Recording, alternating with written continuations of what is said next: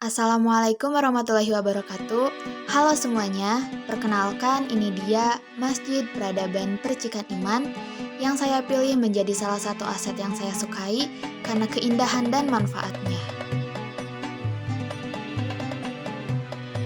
Masjid yang beralamat di lingkungan pesantren Percikan Iman Arjasari, Kabupaten Bandung, Jawa Barat, didirikan oleh Yayasan Percikan Iman dan dibangun dalam 3 lantai yang berdiri di lahan seluas 4,5 hektar dengan luas masjidnya sendiri seluas 1 hektar. Sebelumnya, kita ingat kembali mengenai aset atau dalam bahasa Indonesia dikenal dengan istilah kekayaan, atau secara lebih jelasnya lagi mengenai definisi aset menurut Dr. Agima Sugiyama 2013 seperti yang dikutip berikut ini. Maka tentunya dapat kita simpulkan bahwa masjid ini termasuk ke dalam salah satu aset. Seperti yang kita ketahui tentang definisi manajemen aset yang dikutip menurut Dr. Agima Sugiyama 2013 berikut ini, maka manajemen aset tentunya sangat penting penerapannya untuk Masjid Peradaban Percikan Iman ini. Karena seperti yang dikutip pula menurut Dr. Agima Sugiyama 2017 mengenai tujuan manajemen aset berikut ini. Oleh karena itu, penting manajemen aset untuk Masjid Peradaban Percikan Iman agar masjid dapat mencapai tujuannya secara efektif, efisien, dan masjid bernilai tinggi sepanjang umurnya.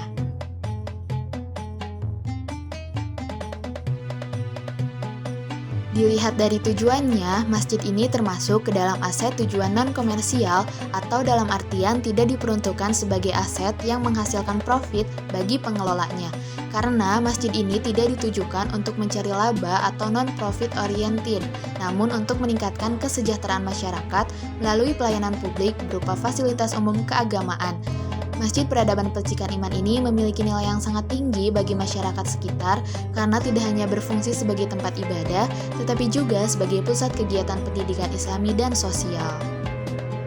Nah, tentunya Masjid Peradaban Percikan Iman ini termasuk ke dalam aset infrastruktur berupa gedung dan seperti yang dikutip menurut Dr. Agima Sugiyama mengenai real estate, maka masjid ini merupakan real estate.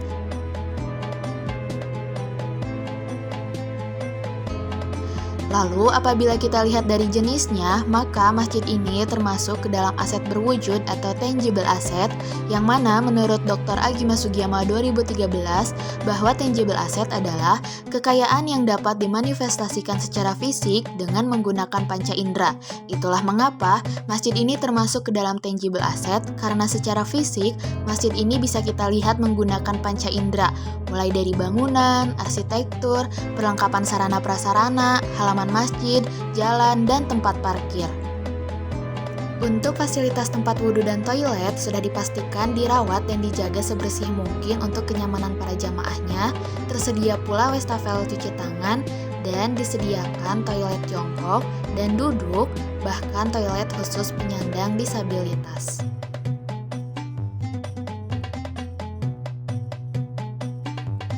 Tentunya masjid ini sudah melewati tahap perencanaan kebutuhan aset, pengadaan aset, inventarisasi aset, legal audit, penilaian, hingga saat ini berada pada tahapan pengoperasian dan pemeliharaan aset. Nah, tentunya dalam pengoperasian masjid ini harus dibarengi dengan pemeliharaan aset karena fungsi dan tahap pemeliharaan ini menjadi langkah mendasar dalam manajemen aset, khususnya untuk Masjid Peradaban Percikan Iman. Oleh karena itu, masjid ini sudah memiliki bagian pengelola masjid yang bertanggung jawab atas pengelolaan masjid tersebut.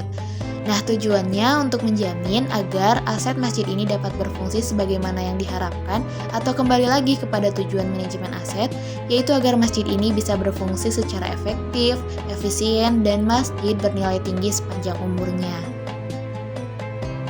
Oke semuanya, itu dia salah satu aset yang aku sukai yaitu Masjid Peradaban Percikan Iman. Terima kasih dan sampai jumpa.